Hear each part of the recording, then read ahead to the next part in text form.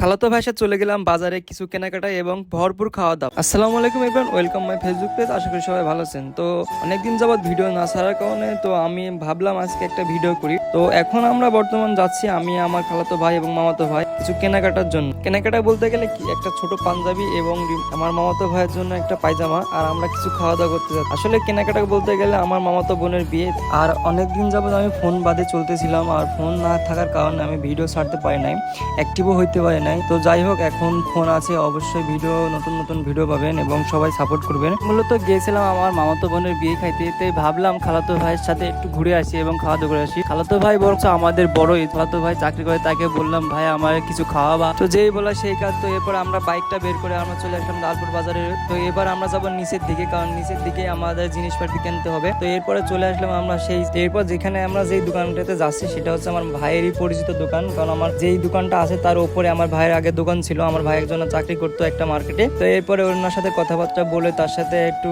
বললাম যে এই পাঞ্জাবি দেন, আমাদের একরকম সেম আছে। আমি বললাম আমি ওই আমার বাসার ওখান থেকে কিনে নিয়ে আসছি, তো এখানে এসে বাচ্চাদের পাইনি। তো বললো আচ্ছা ঠিক আছে, আমার কাছে আছে, তুমি দাঁড়াও। এবার আমার ভাইয়ের সাথে একটু ইয়ার্কি ফাজলামি করতেছিল, আর ভাইকে বোঝাচ্ছিল যে দেখ তুই এই পাঞ্জাবি জিনিস না ওই পাঞ্জাবি জিনিস। আর বলতে গেলে ভাইয়ের বাচ্চার বয়স 11 মাস, তাই বলতেছিল এটাই হবে। আর দোকানদার ভাইয়ের সাথে অনেক আগে পরিচিত সবাই, তার জন্য একটু ইয়ার্কি ফাজলামি করছিল। তো এরপর আমি একটু চলে আসলাম আয়নার কাছে। তো এসে দেখছি অনেক সুন্দর লাগতেছে, সুন্দর তো লাগবে, আইফোন বলে কথা। যাই হোক, এবার আমি একটু আয়নার কাছে গিয়েছিলাম, দেখলাম কেমন লাগতেছে। এরপরে দেখছি আমাদের কেনাকাটা সব শেষ। তো আমার মামাতো ভাইটা মানে পায়জামা নিল, মানে পাঞ্জাবি শার্ট পরার জন্য।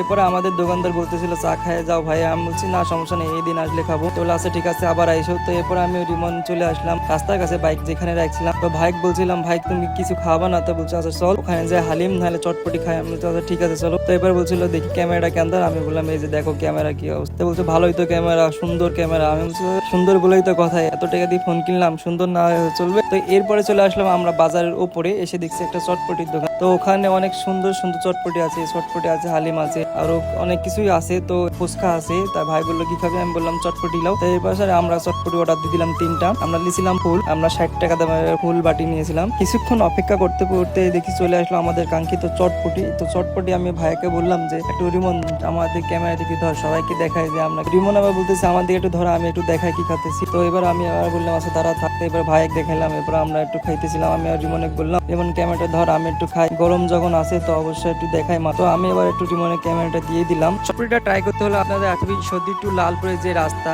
লালপুরের ঠিক 3 রাস্তার মোড়ের ঠিক দেখবেন বাম হাতে পেয়ে যাবেন একটা মার্কেটের সামনে, রাসেল টেলিকমের সামনে। তো এরপরে চটপটিটা আমি নিয়েছিলাম, আর চটপটিটা অনেক গরম ছিল আর অনেক সুন্দর ছিল খাইতে। তো গরমের জন্য আমি একটু ফু দিয়ে খাইতেছিলাম। আমি এবার রিমনে একটু ক্যামেরাটা নিল, রিমন বলতেছে অনেক গরম, একটু থাম ভিডিও করে নি। আমি বলছি ঠিক আছে ভিডিও কর। চটপটি খাওয়া দাওয়া শেষ করে আমি বললাম ভাই একটু আমাদের কি চা খাওয়াবে না? তোমাদের ঈশ্বরদী লালপুরের বিখ্যাত চা। বলতে অবশ্যই চ, বাসার কাছেই তো। আমি বললাম চলেন তো যাই। তো এরপরে বিলটা দিয়ে দিল মস্ত ভাই। তো এরপরে আমরা আবার চা খাওয়ার জন্য রেডি হচ্ছি, মানে চা খাওয়ার জন্য রওনা দিব। আর চা হচ্ছে পরে আমাদের বাসার পাশেই, মানে আমার খালার বাসা থেকে 5 মিনিট লাগে যাইতে। তো বললো আচ্ছা ঠিক আছে। এরপরে চলে আসলাম আমরা মাসুম টি স্টল। এটা হলো ঈশ্বরদী টু লালপুরের ঠিক মাঝখানে এবং গরিপুরের ঠিক পেছনের দিকে। আপনি যে কোনো অটোওয়ালা বা সিএনজি আলা মামাকে বললে আপনাকে মাসুম টি স্টলের সামনে নামাই দিবে। আর এই মোড়টার নাম পড়েছে মাসুম মোড়, কারণ মাসুমের অনেক বিখ্যাত ভাইরাল চা, এই জন্য নামকরণ করা হয়েছে মাসুম মোড় চা। তো এরপরে আমরা 3 খান চায়ের অর্ডার দিয়ে দিলাম। তো চা আমাদের হাতে দিয়ে আমরা খাওয়া শুরু করলাম। আর এই চাটা আপনি একবার খাইলে বারবার খাইতে মন চাবে, অনেক সুন্দর চা। যারা ঈশ্বরদী বা লালপুরে যাবেন তো একবার হইলেও মাসুমের দোকানে উঠবেন। তো ভিডিওটি ভালো লাগলে অবশ্যই লাইক শেয়ার কমেন্ট করবেন এবং সবাই ভালো থাকবেন, সুস্থ থাকবেন, বেশি বেশি শেয়ার করবেন। আল্লাহ হাফেজ।